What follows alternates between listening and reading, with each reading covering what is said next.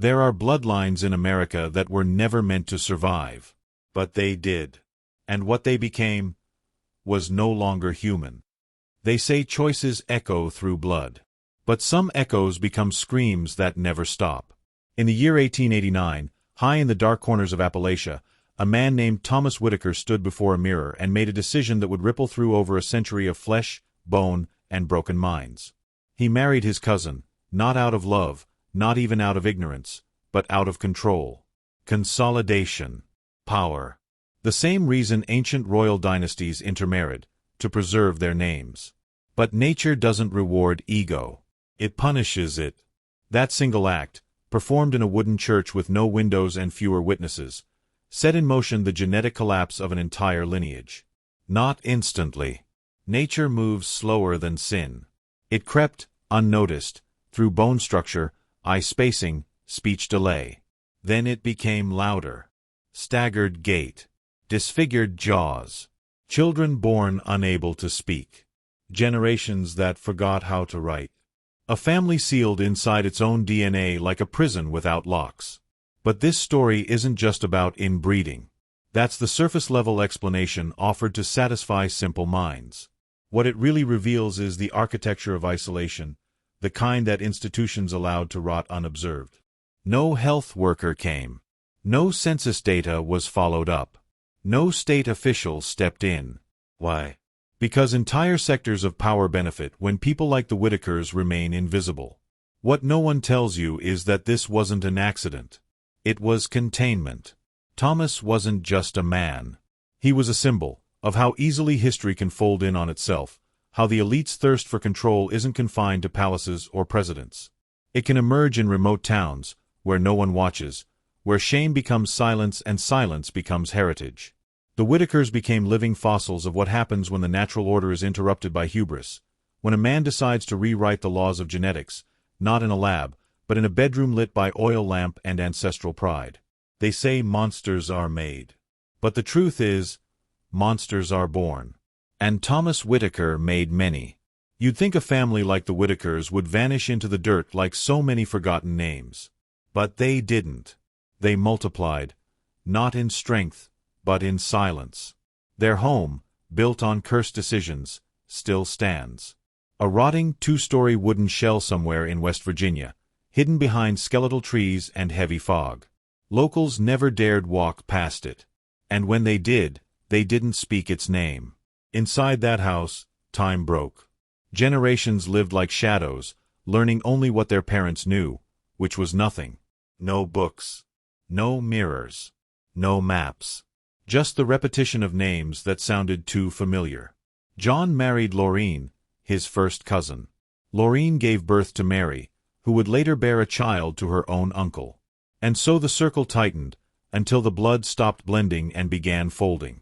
One by one, children were born with too many similarities. Faces that mirrored each other not like siblings, but like reflections in cracked glass. Some couldn't walk. Others couldn't blink in rhythm. A few never even developed language. Instead, they communicated in grunts, primal, guttural sounds that terrified the few who heard them. These weren't symptoms. They were signs. Warnings etched into biology. But here's the darkest part. The government knew. Medical records were drawn. Case files existed. Social workers knocked once, twice, and then stopped. Why? Because when the truth is too ugly, systems look away. Not out of compassion, but complicity. These weren't just outliers. They were data points no one wanted to explain. Ask yourself this.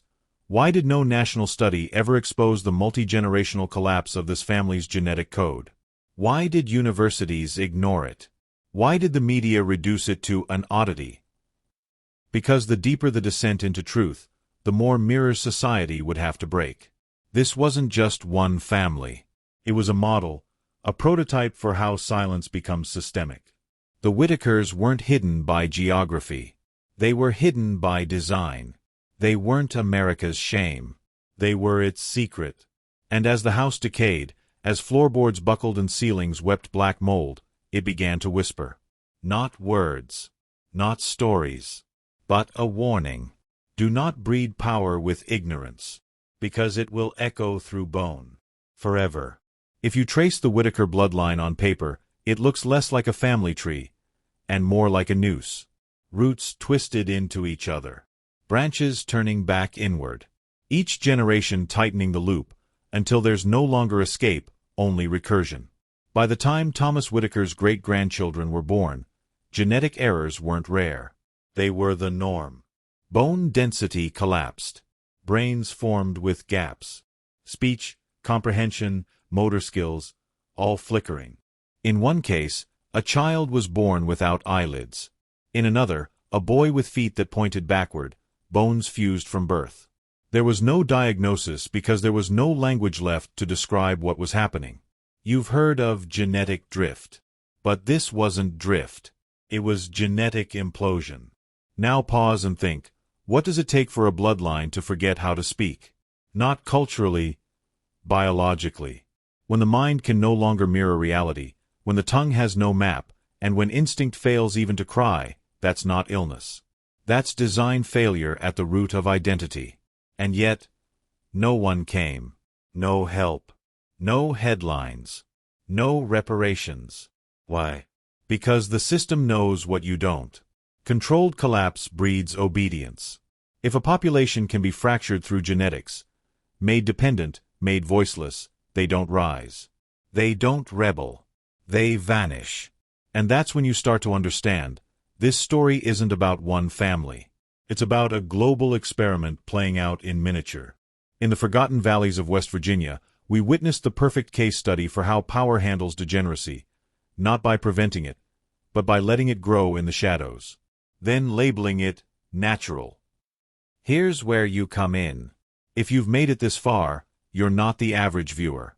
You're part of the 1% who can see the matrix.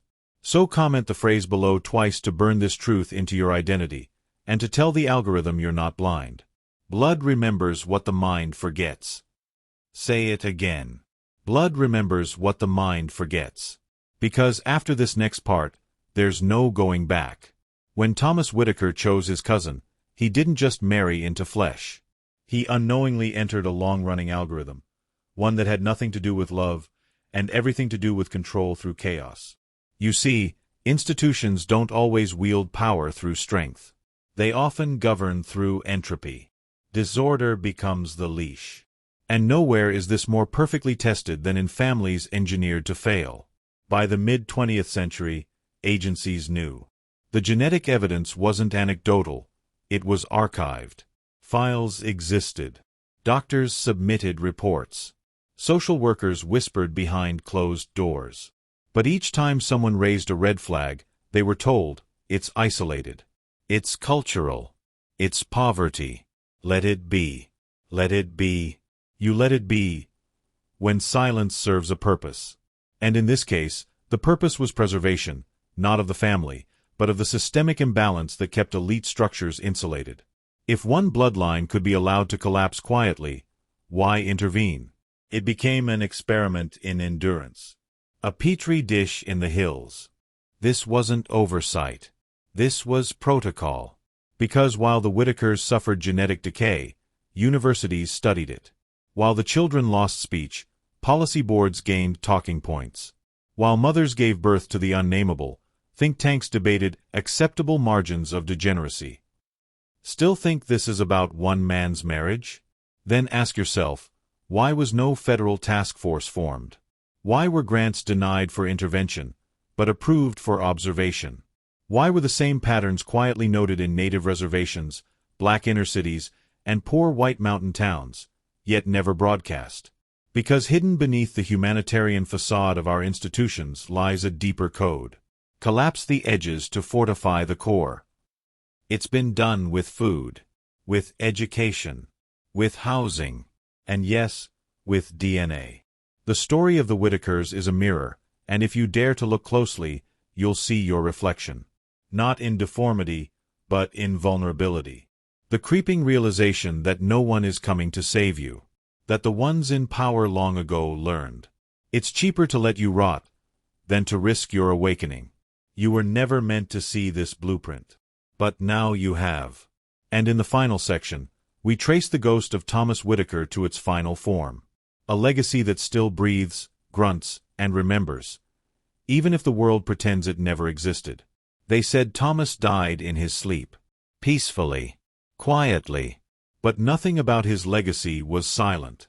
Because in the woods of Appalachia, where fog moves like memory and names vanish into dirt, his choices still breathe. The last known Whitaker child still lives on that land, a man whose name we won't speak. Because names, in this story, are shackles. His body bears the signatures of compounded blood, sunken eyes that don't focus, a crooked gait that tells of 1,000 broken instructions. He cannot speak. He can barely function. But he remembers.